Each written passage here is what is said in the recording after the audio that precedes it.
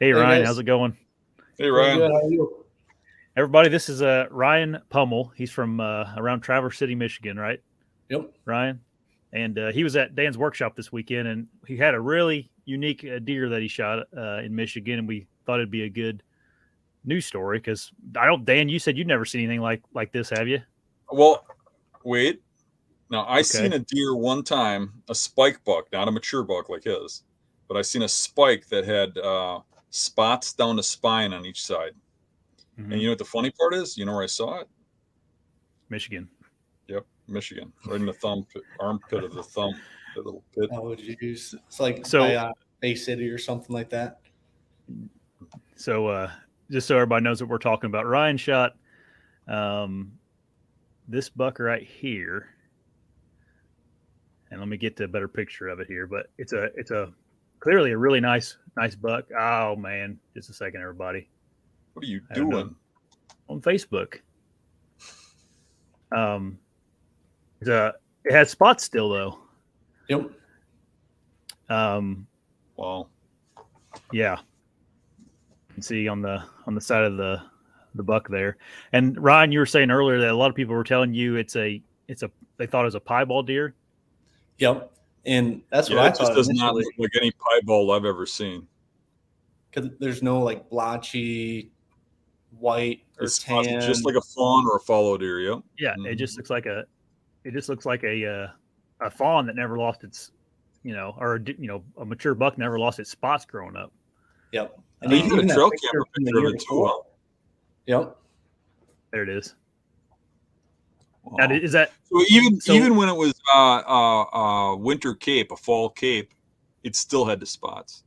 Yep. Yeah, that's in November. Did And is that a different year? I mean, it looks like a smaller rack. Yeah, that was the year before. So he absolutely blew up from about 2 to 3 three probably? years Yeah. old. Did you know about him? I guess obviously you did if you had this picture, unless it's someone else's picture.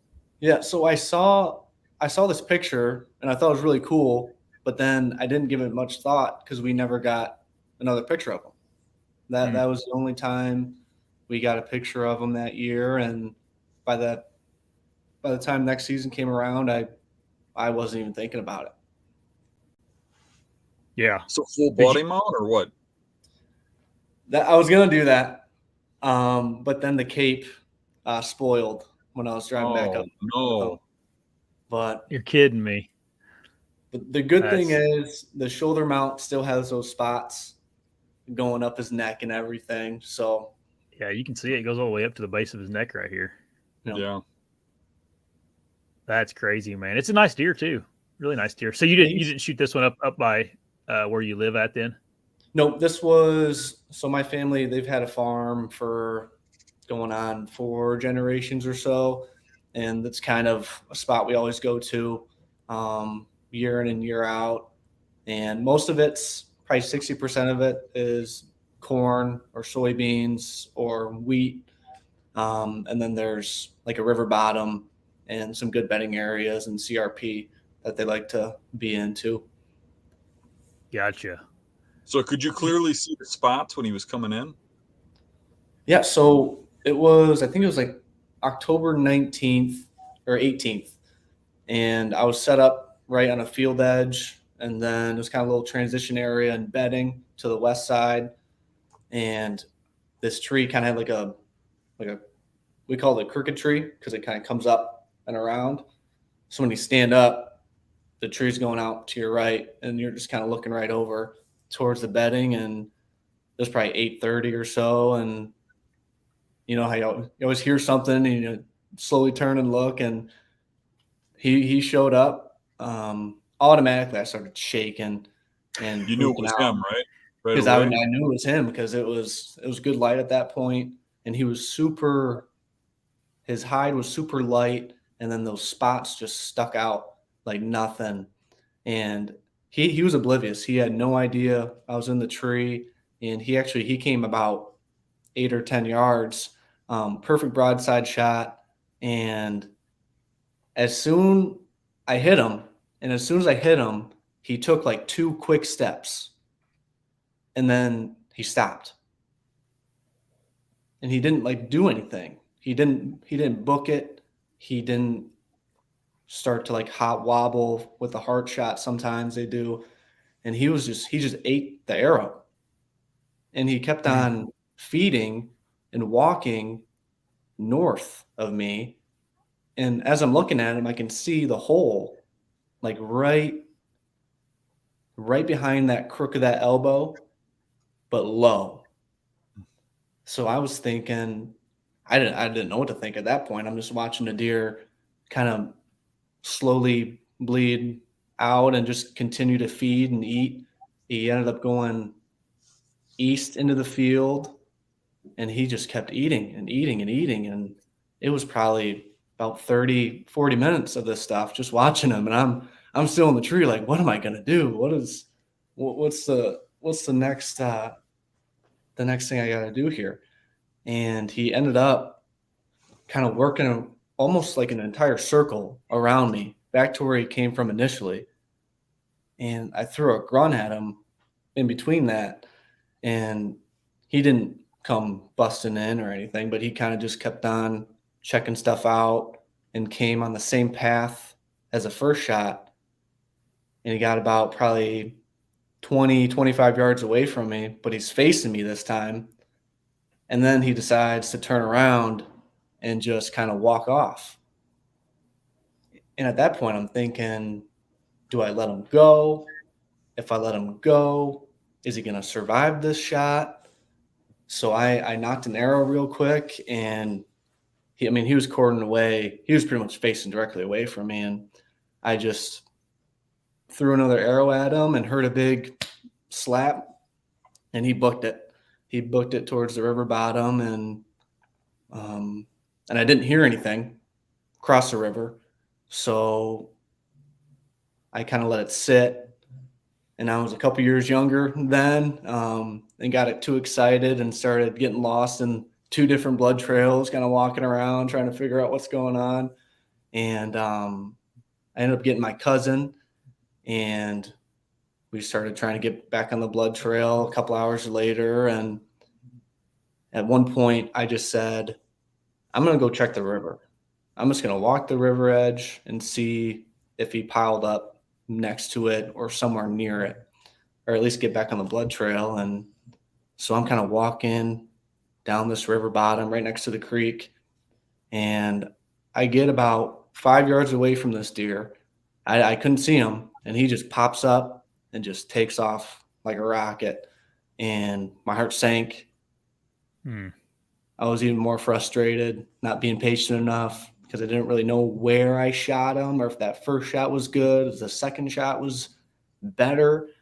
And so I just said, okay, I'm gonna give him some time. So he came back that night, and he ended up toppling over in about probably 60 yards from where he jumped up.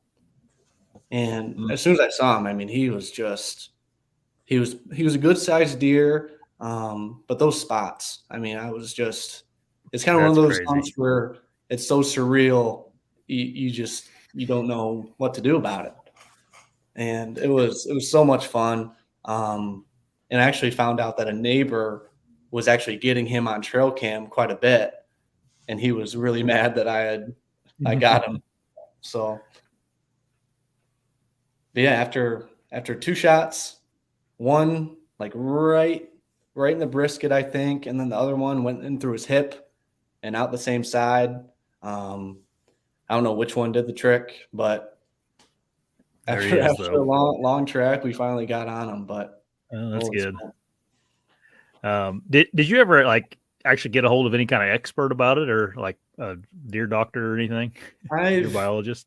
I remember DMing Michigan DNR once about it, and they never got back to me. But I'm thinking about actually calling a local biologist, and they probably can't do much with any DNA or anything, but they might have a clue of if this has happened before, if it's kind of a genetic anomaly, maybe just downstate in Michigan. I'm not sure. Yeah. Dan saying about you saw a spike that had spots just on its back though. Yeah, but just one line on each side of the spine. Yeah, like you could I could see that happening, maybe. And they were kind of faded, but you could physically see it from a tree stand. Yeah. And that was earlier in season, and they still kind of had a little reddish cape, I think, if I remember correctly. So, I mean, this is a lot different. I mean, it almost looks like he shot a fallow deer or something, but it's in Michigan. Yeah. It's crazy. Right. I thought maybe it could be a farm buck, but he didn't have tags on him. Even a farm buck shouldn't have spots like that. I mean, yeah. Nah. Yeah. That's just a crazy anomaly, and it's just he looks healthy and everything. Looks, obviously blew up the lottery. I mean, it's probably about the same odds as shooting the world record. Yeah, it's something I'll always cherish. And he ended up scoring, I think, 138 with deductions. So yeah, it looks a nice deer. You'd have got him on that first shot if you would have picked a spot. Yeah, right. If I was aiming small, miss small with those spots. So after you shot him, did he just run out into the field then? Is that I heard someone commenting on why you didn't shoot him again when he was standing there. It's probably just too far away, right? Oh, too far away. And I mean, I was kind of just enthralled in kind of what is this deer doing right now? Yeah. And there wasn't as much cover. And so I was just watching them and he shot him with a bow. Yeah. So anyway, well, man, we'll let you go. We appreciate you letting us look at him. Yep, of course. On the show here. So congratulations on it. Yeah. Awesome. Thanks, guys. Yep. Have a good one, Ryan. Thank you. See you. You too. Bye. Take care. Hey, everybody. If you like the channel, make sure you subscribe right here. And if you like the clips, I got 2 more options for you. 2 options right here. Subscribe right here. See you guys.